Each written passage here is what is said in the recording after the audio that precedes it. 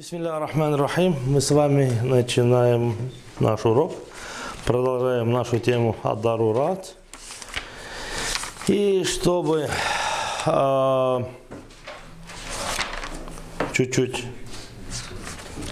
отвлечь ваше внимание, хотел несколько примеров, начать с примеров, и вы будете мне отвечать с прошлого урока, на чем мы остановились. Факихов, 7 факихов? Нет, это не факихов. Факих это было вчера. А на прошлой неделе у нас были правила фиха, где мы сказали, что есть 7 не факихов, а 7 видов облегчения. Я уже 7 сказал, значит, в теме. Но в факихе это 7 факихов, это было вчера. 7 видов облегчения. И я вам сейчас приведу пример. Мусульманину разрешается не поститься в Рамазане по причине болезни и путешествия. Это облегчение. Как это будет называться?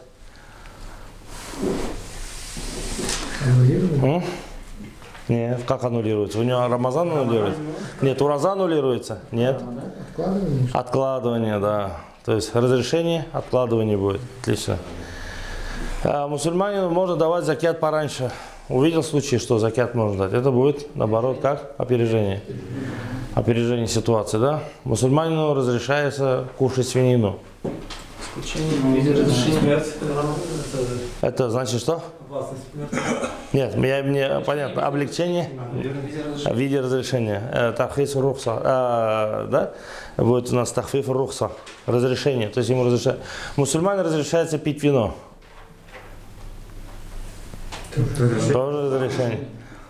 Но, машаллах, сегодня наткнулся тоже на один момент, что в ханбалийском асхабе не разрешается пить вино, пусть типа лучше умирает, чем пьет вино. А как объясняют? Объясняют, как интересно, да? Вот у них, я не знаю, или чутье такое было, или на самом деле, медицина же там, 1000 лет там назад такой не было.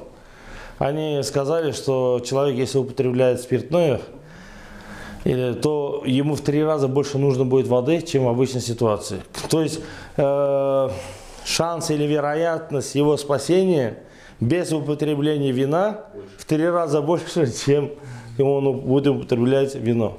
Но, наверное, медики знают, да, то, что когда человек, например, там попил спиртное, не только медики, наверное, знают. Да? Любого там деревни можно алкоголика спросить об этом, то, что ему хочется уже туалет, то есть у него идет обезвоживание организма, путем там надо по-маленькому ходить, он потеть начинает, то есть организм начинает тратить очень много воды, чтобы избавиться от этого спиртного, да? Вот, поэтому они, ханбалиты, что сказали, ученые, машаллах, то есть в этом случае все разрешается, говорят, в исламе, только не вино, потому что от этого вина и дурно станет, и еще тем более в 3 раза воды, типа в несколько раз он воды больше потеряет, чем выпьет вино. Но какой-то, наверное, какая-то доля правды есть, это, так сказать, где-то оказалось, что несколько суток, да, он окажется без воды. Но для какого-то, наверное, промежутка времени, то есть перетерпеть час-два или 3, а потом уже откроется, то это все это под ситуацией, валлаху алям. Но у нас, альхамдулилля, на нашей территории в России таких проблем с водой нет. Снег? Поэтому, снег, да. Как у нас таджики вопрос один раз задают. Вот. Когда говорят, каждый день, говорят, таяммум берут, потому что это... дела туда-сюда серьезные, решать надо с женой. Вот. И живут. А почему, говорят, таяммум-то берешь каждый день? Да вот, говорят, холодно брать гусель, там воды нет. А как, говорю, воды нет, если зимой живешь в деревне? Ты что, в России воды нет? Как понятие воды нет? Нет воды, там это, полно снега. Возьми снег и растопи, да, подготовь для этого. Если у тебя там что-то намечается, уже серьезный разговор, то растопи снег, приготовь, плита есть, там тепло есть, дома есть, снег. И он не додумался, вот сколько жил в России, сколько лет живет, он не додумался взять снег, растопить, там это, приготовить. Вот. Это уже получается, здесь у него что? Никакого облегчения для него нет. То же самое, нет облегчения. Некоторые понимают, тоже, вот, например, тоже ребята с теплых стран, они говорят, тахарат не буду брать таяммум, потому что если тахарат возьму, то заболею. На тахарат у нас нету скидки. Маленькие, то есть малые омовения мы должны взять. То есть от этого человек в основном не заболеет. От того, что там ты полминуты на улице постоишь и с кумганом там возьмешь тахарат, от этого человек не заболеет. Но если, может, какой-то индивидуальный, может, есть, бывает аллергия. У меня друг был, который, если ложку меда летом уже попьет чай, он уже все, его насморк начинает, он, жара на улице 35 градусов, но у него все, у него сквозняк. То есть, если он дома попил чай, мы работали с ним, чай попил, вот, жара на улице, например, там 30-35 градусов жары, но если он с этой комнаты после употребления меда выходит на улицу, он уже, я говорю, точно заболею. И на самом деле так и есть. То есть это индивидуально, так скажем. Да, может, аллергия может была или что. А в общем, в общей ситуации такого нет, чтобы человеку было облегчение. Следующее облегчение, например, человеку не обязательно идти на джумга. Это да, идти на джумга, то есть по разным причинам. Первая причина то, что он мусафир, вторая причина то, что он болеет, третья причина. Дождь, если мелкий. Ну, если мягкий, или вообще даже может быть в Египте. Вчера был тоже в Египте такой, в Каире такой дождь, а в Египте тоже, оказывается, могут быть серьезные дожди. Да, то есть, если очень сильный дождь, то невозможно, то есть выйти на улицу. Но у нас опять-таки в России таких дождей практически нет. Здесь у нас только сильные ветра, да? То есть, а снегопад вот были, когда тоже не проехал. Тоже, по идее, для вас это же. Ну, есть такой снегопад, который был, да. То есть, ну, опять-таки рядом, если мечети нет, то... На лыжах поедешь? Рядом мечети нет, на лыжах, а? На лыжах хватает. Человек уже, да, тоже как причина будет. Но невозможно выехать, ты уже никуда не сможешь уже. Я забыл этот масаля. На какое расстояние человек обязан ехать на джума? Вот ты живешь в деревне, но у тебя в деревне мечети нет. Или джамат не собирается, 1-2 человека нет. На какое расстояние ты должен ехать, чтобы читать джума?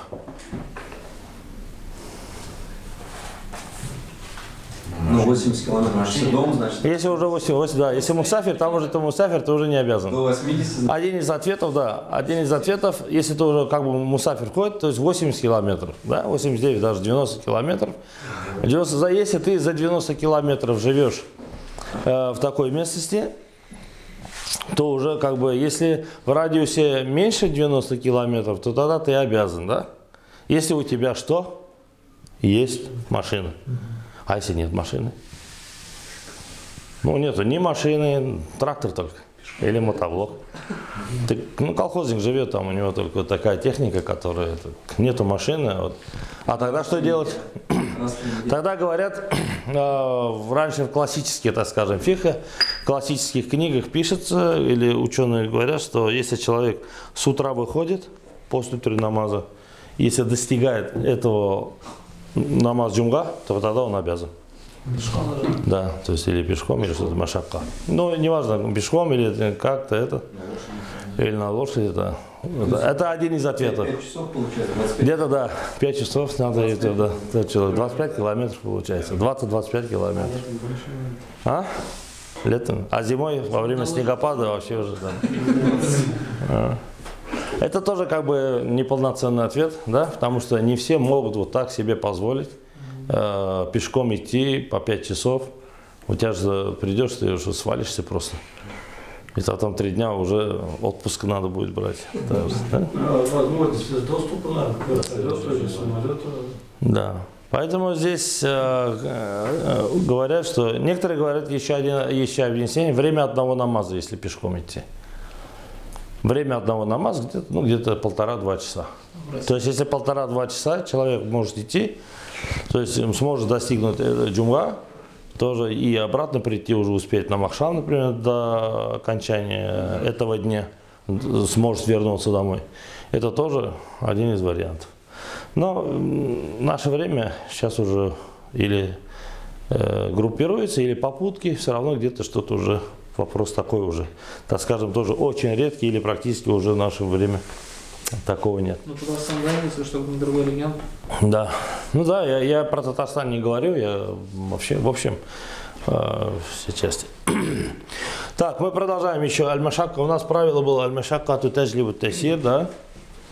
У нас какое-то правило? Третье правило было? Или четвертое? Четвертое, да? Четвертое. Аль-Машаккату тажливу тасир.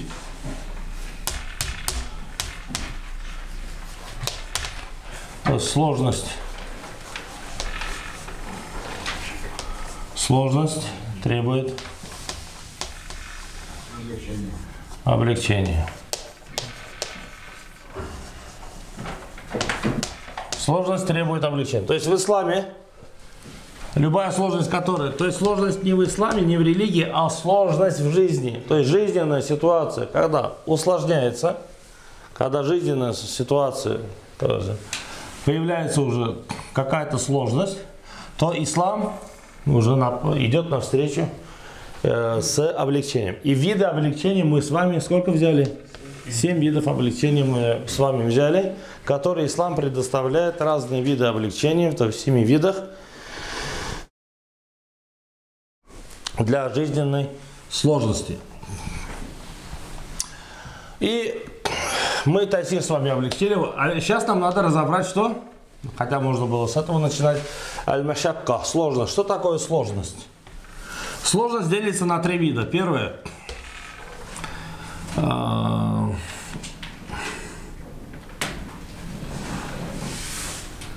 Аль-Машакка. Обычная сложность, да? Муатада. Привычная сложность, наверное, да? Обычная. Обычная, да, можно легкая. Легкая сложность? Обычная сложность. Сложность. Преодолимая, обычная. То есть она уже практически не является сложностью, но она, конечно, какая-то степень сложности есть. Но она обычная, преодолимая, она осилимая, терпимая, обычная сложность. И это не является причиной. Не является причиной. Для чего? Для облегчения. Обычная сложность. Ну, бывает чуть сложность, но это преодолимая. Аль-Машакка му'тада. Адия. Или мухтамаля. Адия — обычная сложность. Гади. Примеры какие? Она в любом случае должна быть. Человек выходит на утренний намаз, надо проснуться, встать, тахарат взять. Холодной водой иногда. Первый с краника обычно. Холодной водой тахарат. Но это же какая-то вида сложности. Это не теплая кровать, правильно? Не теплая постель. И уразу держим. Тоже сложность. Человек уже во рту высыхает там. Голова начинает болеть первые дни, потому что мы чай любим пить. Первые дни привыкаем жить без чая. А голова иногда серьезно болит у чайханчиков. Вообще, вот. То есть нехватка кофеина, вот это все начинается. Вот обычная сложность.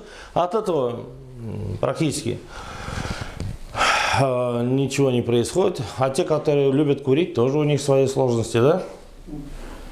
Вот. Тоже сложность. Поэтому в Малайзии по статистике больше, то есть бросают курить именно в Рамазане. После Рамазана уже не начинают. Кто избавляется от курения, по статистике Малайзии, только Рамазан. Вот. И таких полно можно сложности, так скажем, привести пример. Поэтому человек это спокойно может выдержать, спокойно может переодолеть, и за это он получает вознаграждение. Это в любом поклонении. Хадж тоже по-своему сложность. Сложности возникают, да, в хаджах. Это тебе там не фильм смотреть. Бывает там сложности бывают и морального характера, и испытаний. Там вроде бы все хорошо, все налажено, но все равно или автобус не приедет, и начинают там люди там все равно пешком много ходить надо. Но это все сложность, она преодолимая. И второе для нас, аль-машакка. Какая сложность? Сложность Средний. Но нет, сложность необычная, не то что необычная, а невозможно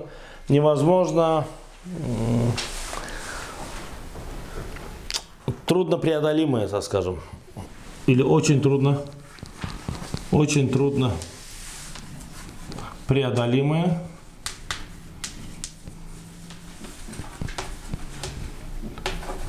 Или невозможное. Или невозможное. Второй квадрат, да?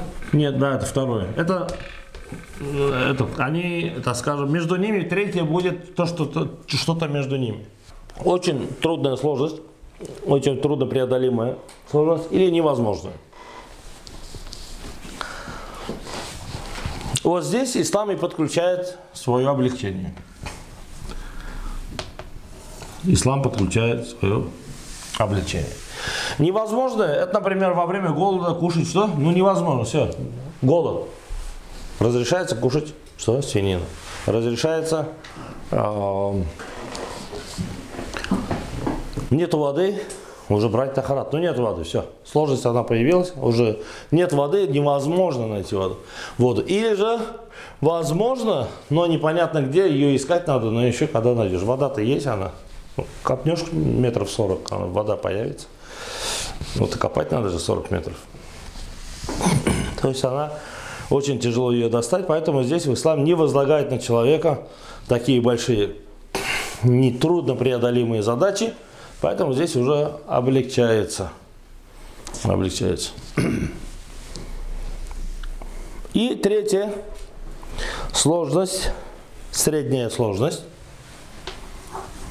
Средняя сложность.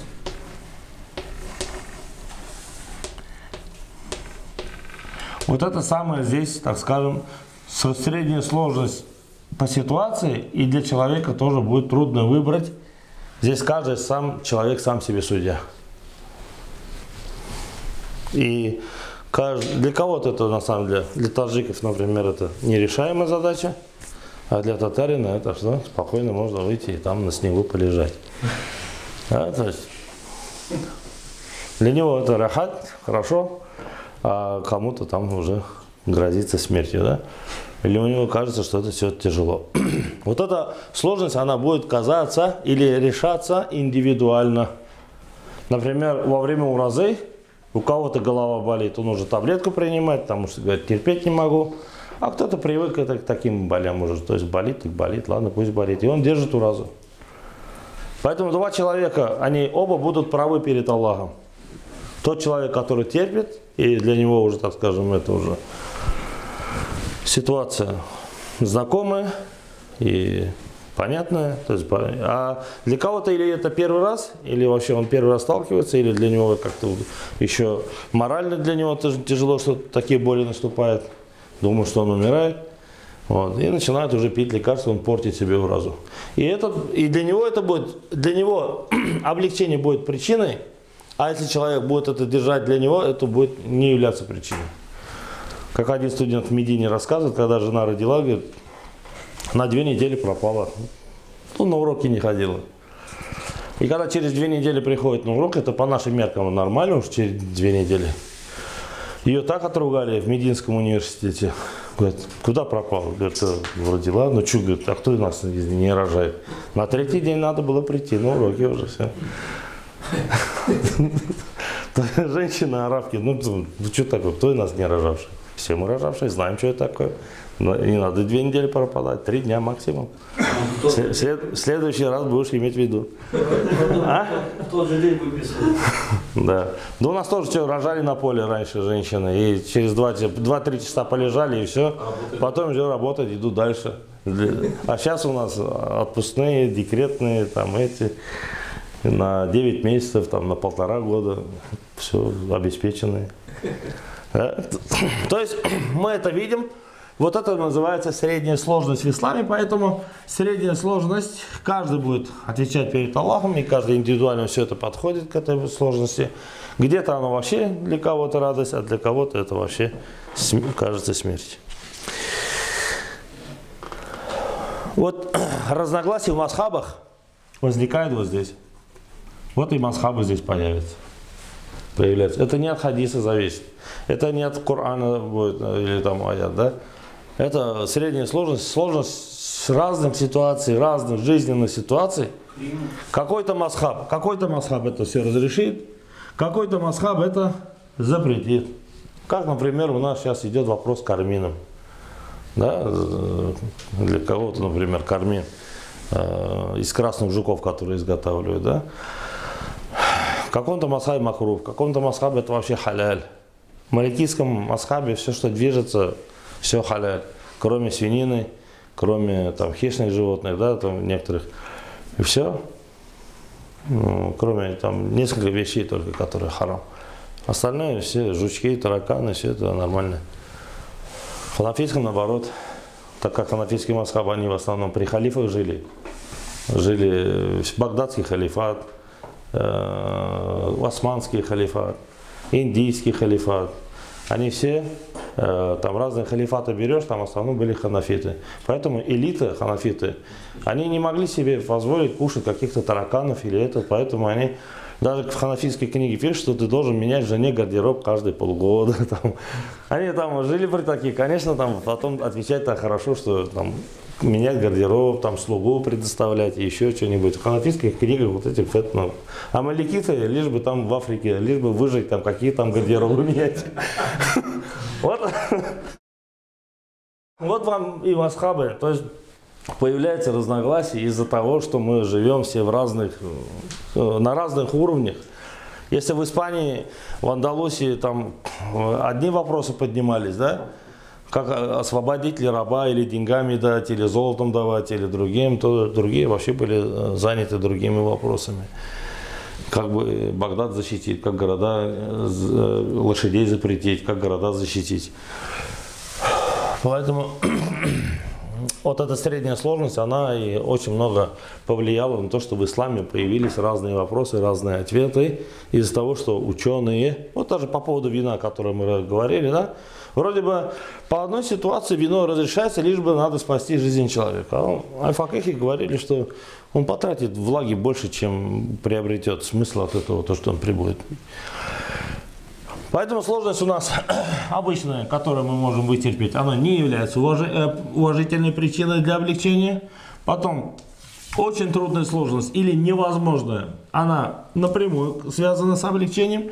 И средняя сложность, это все будет уже касаться от ичтихад, от приложения усилий, ичтихад людей, как сам человек, или же имам, или же мазхаб, или же ученый ответит на эту, на какую степень отнести на трудную сложность или же на обычную сложность. Обычную сложность. Так. Поэтому аль-машакка таджлибу тасир, это правило очень, так скажем, известное в исламе.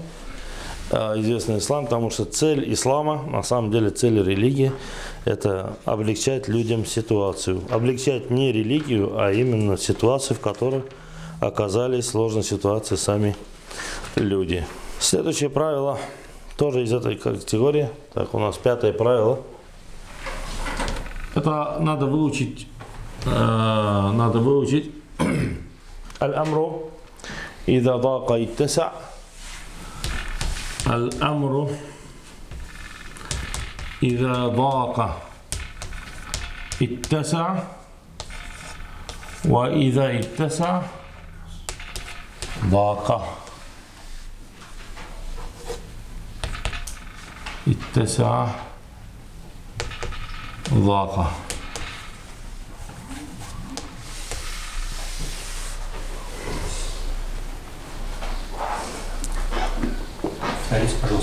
الأمر إذا ضاق اتسع وإذا اتسع ضاق.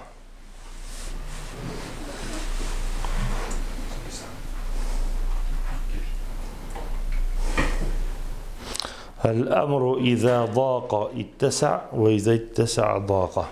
Если, я с тебя добавлю, если законоположение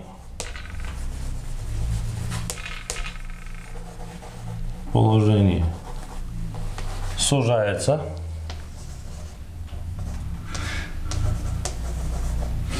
Сужается. То ислам открывает. В скобках возможности.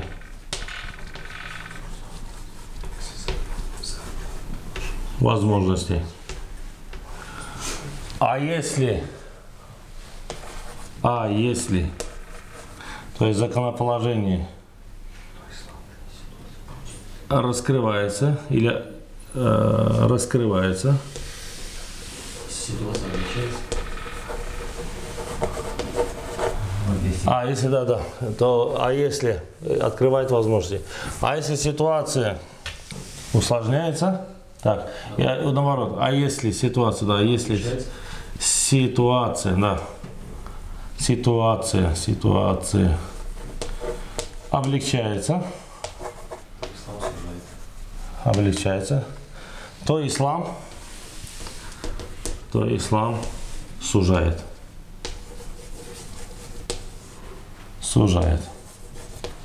Вот так. Если законоположение сужается, да, или ситуация, например, законоположение, ситуация, то ислам открывает разные возможности. А если же ситуация облегчается, то ислам сужает. Мы с вами до этого 4-е правило взяли. 4-е правило что было? Сложность требует облегчения. А какая разница между ними? Между 4-м и 5-м правилом какая разница? Давайте в окно напишите тогда. И потом разберем. 4, потому что сам правило уже есть. Ага, а это? Уже сложный сам. Я когда ехал в машине, думал, как вам это ответить, и у меня нажимаю на кнопку, как раз радио включился, а мне надо шейха слушать. И когда я понял, как я вам смогу объяснить. Есть в машине кнопка включить и выключить. Выкл и выкл, да? Это что делает? Вот как раз это 4-е. Оно открывает или закрывает. А есть громкость, когда мы что? Громкость то включаем, то убавляем. Но они обе кнопки, они что? Отвечают за звук. Вот это 4-е правило, оно обобщенное. Оно включил или выключил только, да? Сложность требует облегчения. Все, сложность есть, надо что делать? Сложность появилась, надо включить. Сложность пропала, надо выключить. И все. Об этом идет речь, что? В 4-м правиле. А это правило, оно как что у нас? Громкоговорителя. Регулятор, как регулятор громкоговорителя. Вот так оно будет. Почему? Потому что ислам всегда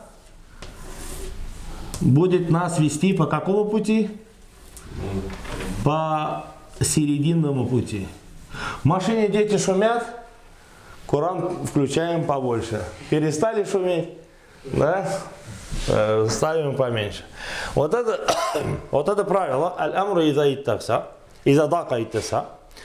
То есть, когда законоположение или ситуация больше, да? Ситуация. Или может законоположение может быть иногда, может и ситуация. Сужается, то ислам открывает возможности. Например, у меня в этой книге даже ни одного примера не написали. Даже не посмотрел. Пример. Татаро-монголы напали на Багдад. Сложность, да? Сложная ситуация, да? Ислам открывает что-то, какие-то возможности или запрещает кушать что? Конину. Все. Это тоже такой же ваджиб, такое обязательство. Никто уже там не может сказать, да вот же ислам разрешает. Нет, в этой ситуации ислам уже тебе не разрешает. Надо защита жизни, защита людей намного что? Превыше, чем твой желудок.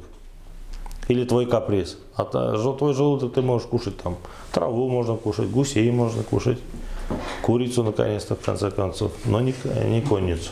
Да? То есть в этом случае уже становится ваджибом. Как Умар ибн аль-Хаттаб,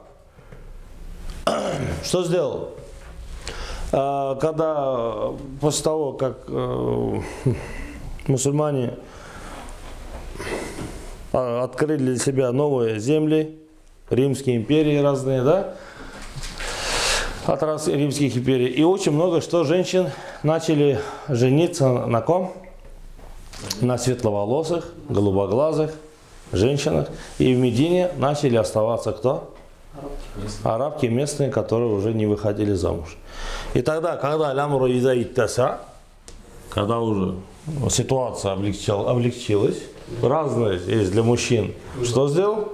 Выбора много. Умар ибн аль-Хаттаб что сделал? Хоп, ислам сужает. В это время был запрет. Он поставил запрет. То есть он не свой каприз, а со стороны ислама. Взял, поставил запрет. Только могли там вторую или третью брать, но первая должна быть местная своя. То есть ислам сузил, чтобы не пострадали свои, да, арабки не пострадали. Как только, например, ситуация облегчилась для какой-то жизни, облегчения ситуации, то ислам взял, Умар ибн аль-Хаттаб выставил, что? Какой-то запрет. Или же, например, открылись очень много территорий, также Умар ибн аль-Хаттаб запретил сахабам выезжать вообще куда? Из Медины. Как только, то есть они жили только в Медине, в Мекке, как только мир был под ними, уже там многие хорошие города, Дамаск, такие цивилизованные территории. И Умар ибн аль-Хаттаб, как только это расширился, то тогда Умар ибн аль-Хаттаб поставил запрет, то есть сузил им выезд. После только смерти Умара ибн аль-Хаттаба сахабы потом смогли уехать во времена Усмана, радийаллаху. Это же вот по идее как бы, ну, запреты как государство он поставил, а не как ислам.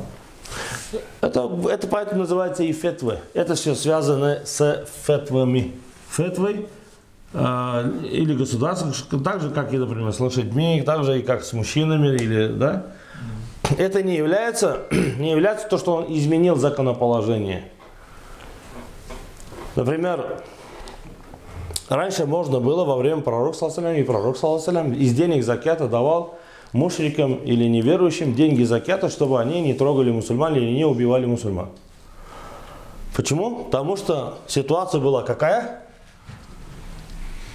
Сложная. Ситуация сложная. Поэтому ислам разрешал давать из денег закята, что?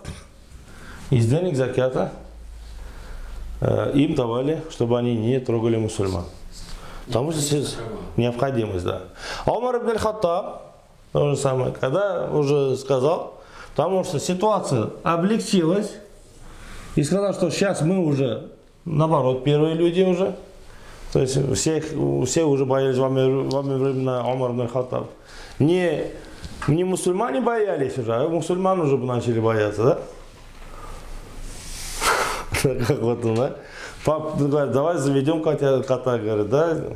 Нет, говорит, он будет ссать по углам, говорит. Ну давай тогда тигра, тогда мы будем ссать по углам.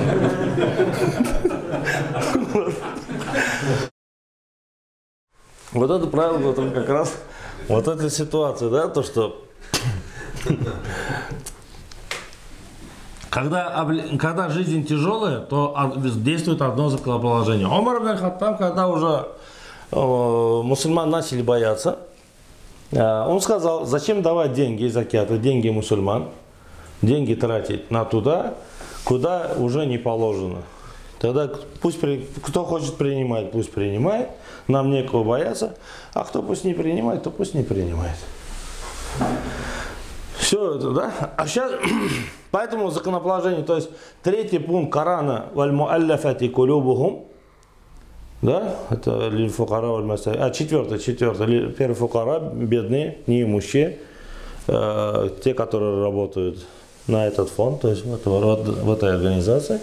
Валь-муаллаф для смягчения сердец. Все, смягчение сердец пропало на долгое время со времен Умара ибн аль-Хаттаб практически до нашего времени это законоположение во время халифатов не пользовались. То есть деньги закята уже в этом направлении не давали для смягчения сердец. Все. Чтобы кто-то принял ислам, он не принимает или не принимает, это уже все. Это его как бы.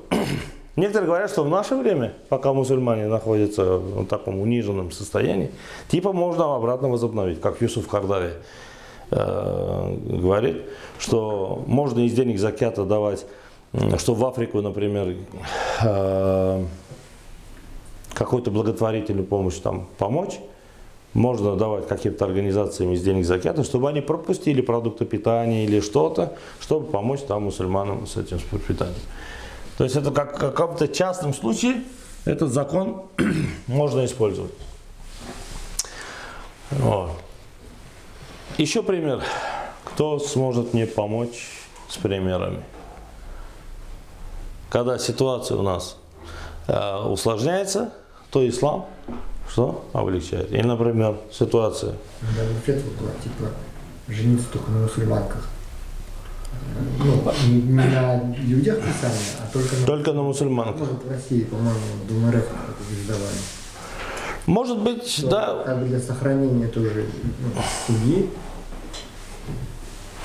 Да, можно использовать. Американская фетва была, то что почему? Потому что у нас же в основном закон защищает женщин. И сейчас, допустим, И если вдруг при случае развода с кем останутся дети?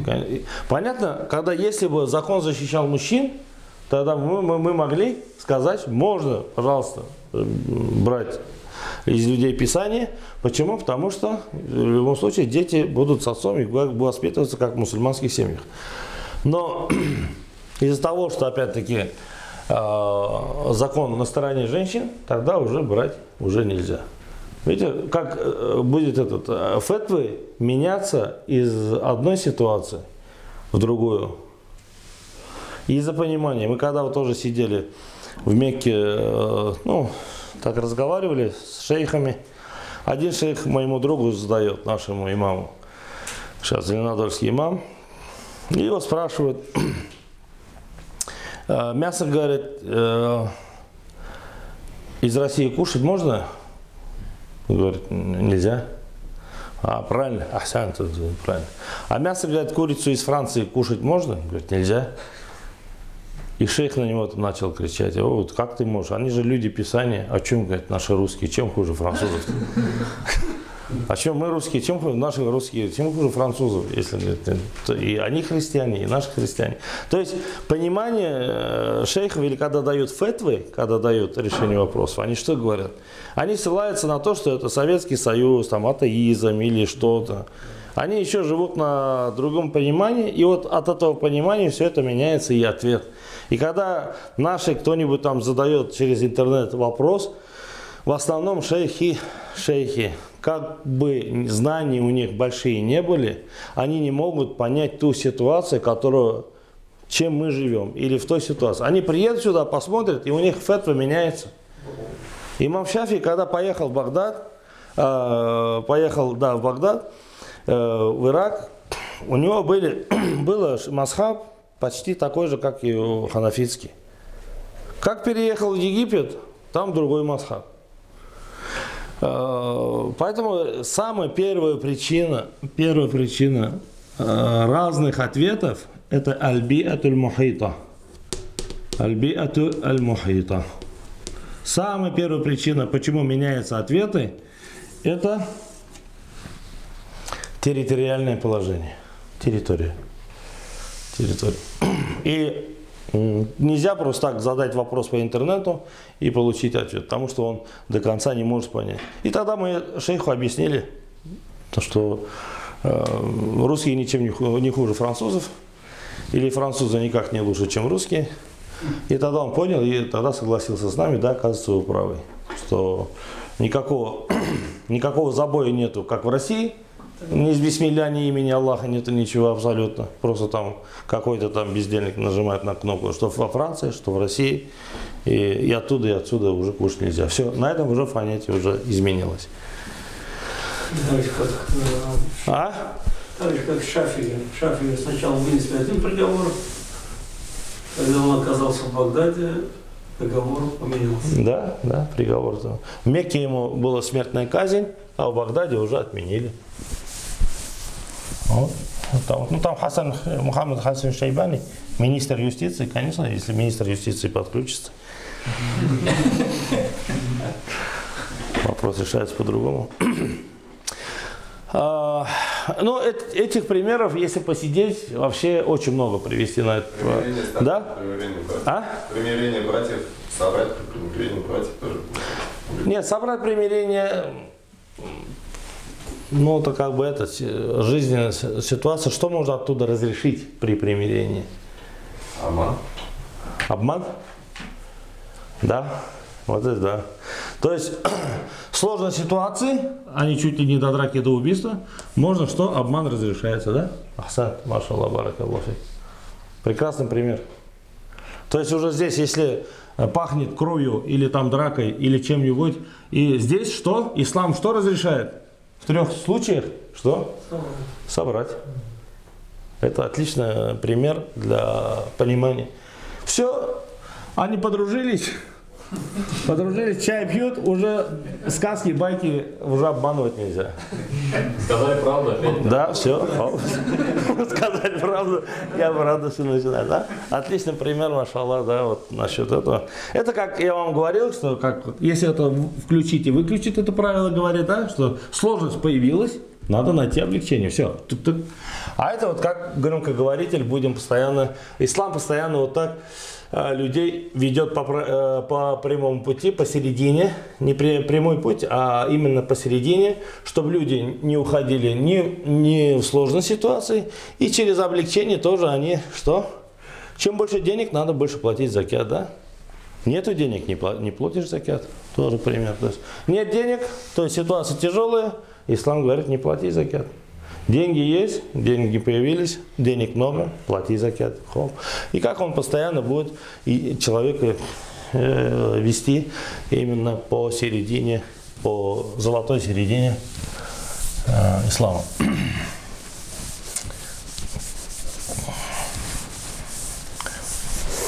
Следующее правило. 6-е правило.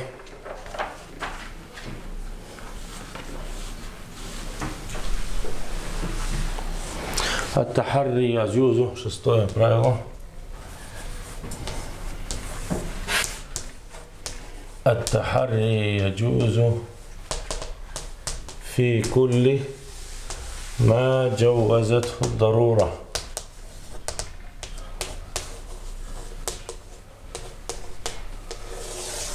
Ат-тахарри яджузу фи кулли ма джаввазатху дарура.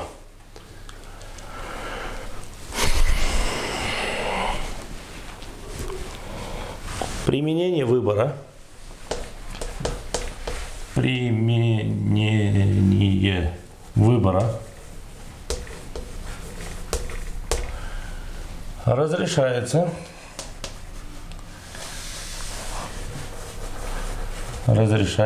в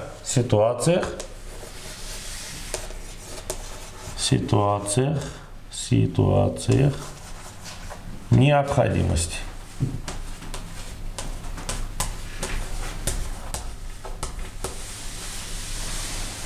Применение выбора запрещенного, наверное, больше даже.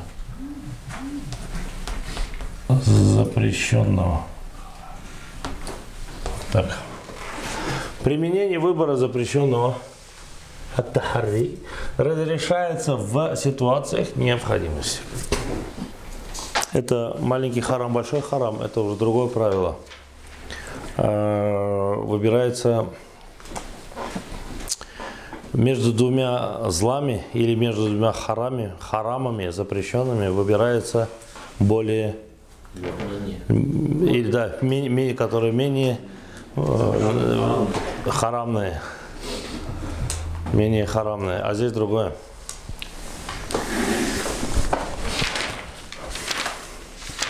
Это у нас ад-дарару аль-ашадду юзалу бид-дарари ля хауф.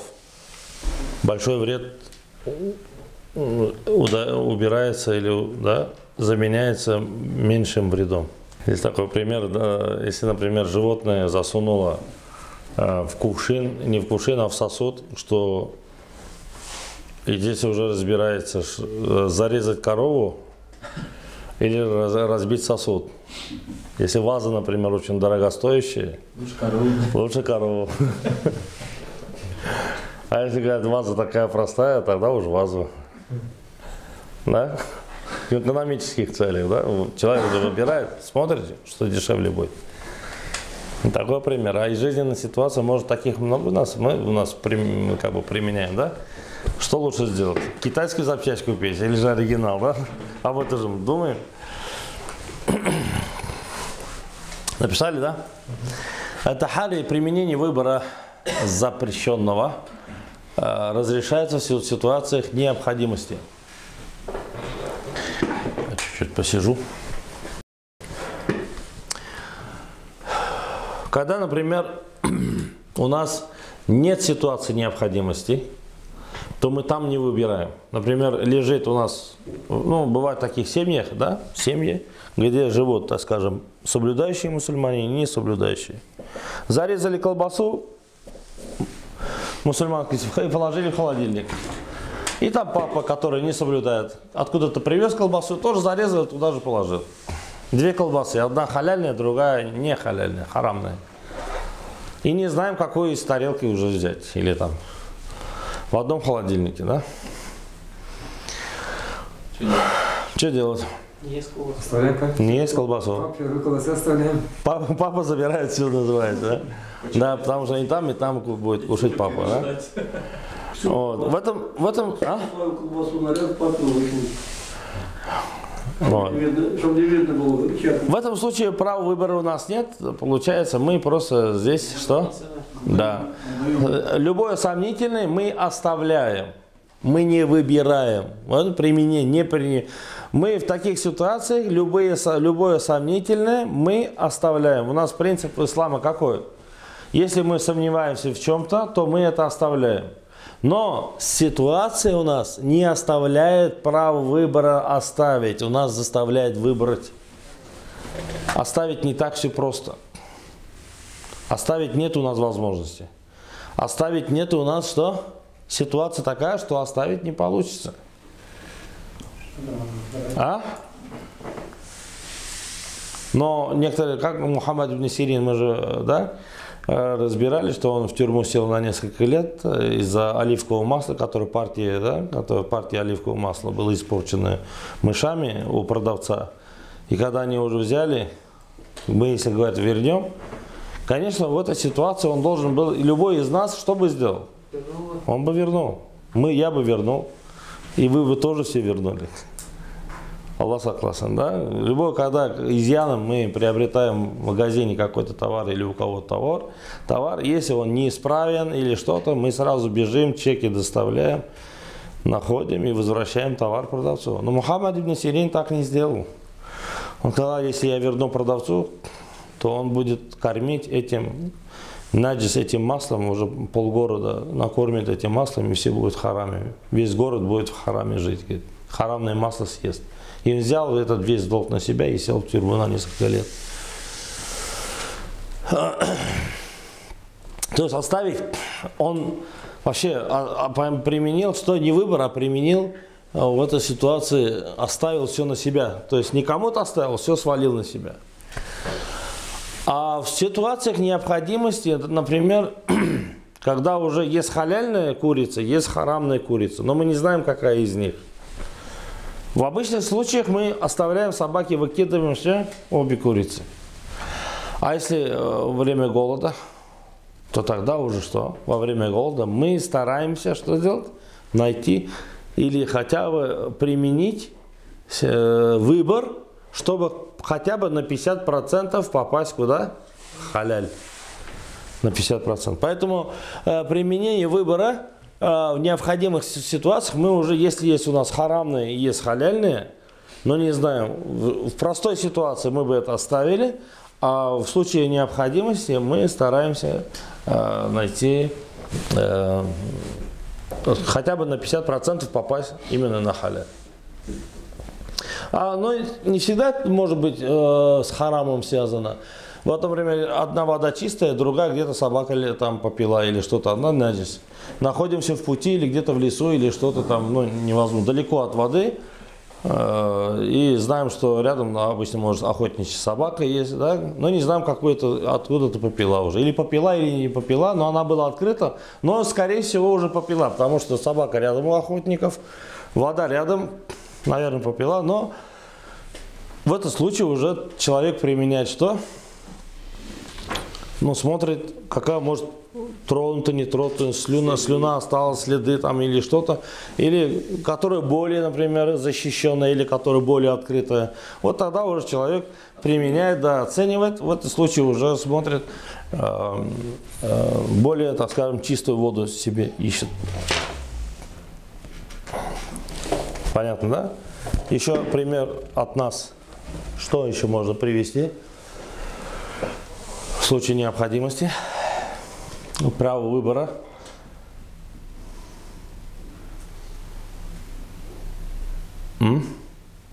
На рынке, это я так сейчас, на рынке, например, идем, мне срочно нужна какая-то запчасть, но одна из них, я знаю, но что-то есть сомнение, то, что, ну, здесь оставляешь просто, да, здесь больше оставления работает.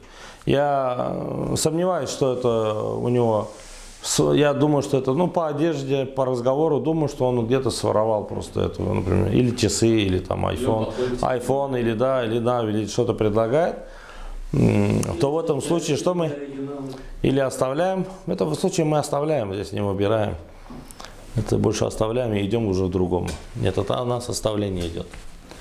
Между оставлением и выбором поняли, да? То, что самое главное вот это, а пример уже, иншаллах, появится у вас самих в жизни. Так, и на сегодня, иншаллах, у нас еще одно правило. Ну, как бы завершающее, вот то, что мы с вами говорили в течение 4 уроков. إذا زال المانع عاد الممنوع. Это тоже как бы это правило надо знать. إذا زال المانع عاد الممنوع.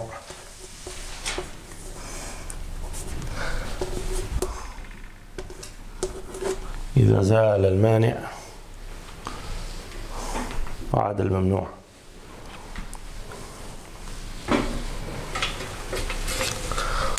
Хотя это, конечно, талант должен быть, наверное, во-первых, талант от русского языка, талант арабского языка, чтобы правильно переводить эти правила в красивом виде, в стихотворном. В стихотворном это очень красиво получилось. При исчезновении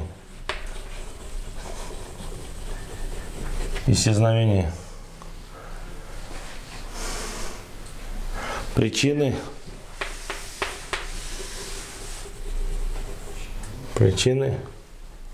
уважительные причины, да, уважительные.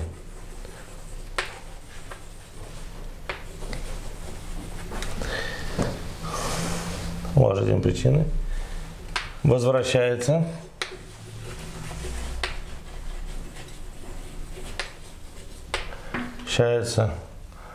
к своей основе. Возвращается что к своей основе? Запрет. Возвращается запрет к своей основе.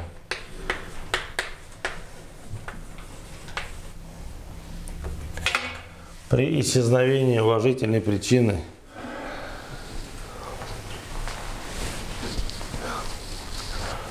или разрешающей причины, уважительной причины, да, запрет возвращается к своей основе. Это все, на этом мы как бы закрывается. То есть вот это правило, то, что мы до этого с вами говорили, типа сказки конец. Да? При исчезновении причины, уважительной причины, возвращается запрет к своей основе. Все, вопрос прямо. Это можно узнать у турков, что они конину не едят, как традиция просто осталась? Уважение. Арабы тоже не едят. Арабы. То есть и некоторые наши татары деревенские, которые есть кони, которые в деревне там есть свой конь, или бабай. Бабушка это кушает, но бабай не кушает. Да. Еще есть основания, еще некоторые на Абу Ханифу говорят, поэтому чуть-чуть ханафитский мазхаб тоже, но это не связано с ханафитским мазхабом, потому что арабы, вообще для них конь это как бы как транспорт и в сражениях везде, но у нас тоже этот друг и немало выручает, потому что когда у самого хозяина голова не варит, а особенно в такую пургу или в югу, его там полуживого пьяного домой доставляет. А кто это? Это только такой благородный конь. То есть только такой акыллы хайван. Потому что хозяина никакой. И сколько раз спасали нашим предкам вот эти кони жизни в разных ситуациях. Там же еще волки были и разные эти, это не такие простые ситуации были. Но больше, конечно, связано с погодными условиями, где уже никак и конь, вот этот акыллы хайван, говорит, акыллы все равно, говорит, находил дорогу, сколько раз спасал жизни. И в таких случаях они не могли. Если даже конину кушал, но от своего коня он уже точно не резал. Вот это была взаимосвязь такого наших предков, и поэтому от этого, может, что-то повлияло. Аллаху алям. При исчезновении уважительной причины возвращается запрет к своей основе. Или запрещенная. Пример какой может быть? Ну, например, нечем было наркоз делать. Пришлось спирт пить. А появился наркоз? Да. Спирт. И еще наркоз добавили. И еще наркоз, да. Давайте попроще начнем. Война закончилась, например, можно было свинину кушать, война закончилась. Голод, наверное, война-то ни при чем, наверное, голод больше, да? Ну, да, может, голод. Голод, наверное. Да, то есть голод заканчивался, вот эти запреты, что? Они возвращались обратно к своей основе. Они были запретны. Сначала нам надо найти запрещенные, да, чему это запрещалось. Или ту причину, которая сначала разрешает это запрещенное, а потом уже мы эту причину должны с вами убрать. То есть женщина, давайте с простого. Женщина намаз читает, читает, и в один раз приходит что? Свои дни. И тогда уже она намаз уже не читает. Как заканчивается только хай? Да? Как заканчивается хайд? Обратно намаз и ураза восстанавливается. То есть уважительные причины, которые ей запрещало читать намаз, они заканчиваются. И то, что было, она запрещала, намаз обратно встает на свое место. То есть как это связать с запретом? То есть месячные запрещали женщины читать намаз, и вот этот запрещенный намаз, он стал обратно каким? Разрешенным, то есть обязательным. Обязательно. Это один пример. Другой пример. Голодом, да? Например, была уважительная причина употреблять харамную еду. Уважительная причина была, чтобы человеку сделать операцию, применить ему наркотики, как только обезболивающие, или, например, как только операция прошла, обезболивающие, например, уже не нужны, тогда ему уже что? Запрещено просто так использовать что? Эти наркотические уже лекарства уже запрещены, все. Это только по рецепту врача, да? Да никак и нельзя, после никак умазать. Ну, до этого тоже нельзя было. Нам нужно будет сначала разрешенную ситуацию разобрать, а потом уже причина, а потом уже опять исчезновение этой причины. Болезнь. Что в корону мечеть закрывали. Ну, допустим, да. Допустим, корона, если бы, допустим, это не только, так скажем, наигранно или что-то. Вот, если на самом деле было так скажем, реально, вот представляете, да, люди там идешь и везде на улице там уже люди лежат или что-то. Это реальная причина, чтобы уже не идти, не выходить на улицу, идти на намаз или вообще сидеть только дома. Как только все излечились, обратно все стоит на своем. Ну, очень много таких причин. Один из этих причин тоже можно взять. Например, человек арендует у одного машину. Возьмем, например, Лада Гранта, да? Лада Гранта. Арендует, говорит, и все нормально. Но эта машина сломалась. Эта машина сломалась. Аренда, мы прекращаем договор аренды или нет? Все? Из-за, да? Из-за невозможности использования договор аренды что? Заканчивается? Смотрите, написано в договоре. Ну да, но по причине того, что оно не используется. Зарабатывать он не может. Зарабатывать он не может. Договор аренды. Но если этот говорит, я тебе другую гранту дам, и, пожалуйста, вот это верну, заменяет. И все. И дальше пошел, да? То есть была причина, мешающая причина была, то, что машина сломалась. Но это он заменил другим, и договор аренды дальше они работают. Был у него дом, но дому что-то сломалось, например, где там отопление.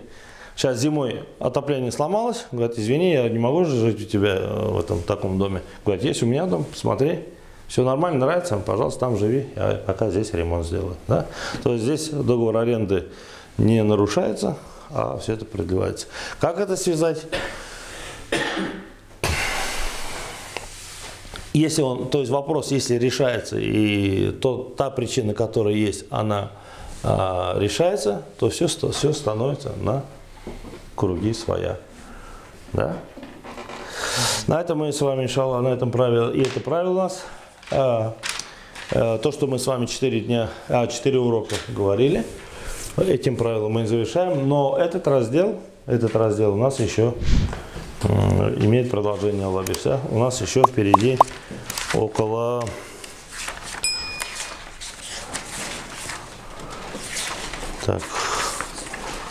Сабиату Ашар. У нас здесь еще 8 правил из понятия дарура или аддарар, вред, ущерб, нанесение ущерба, нанесение вреда. И как ислам защищает от этого, у нас начинается другой подраздел.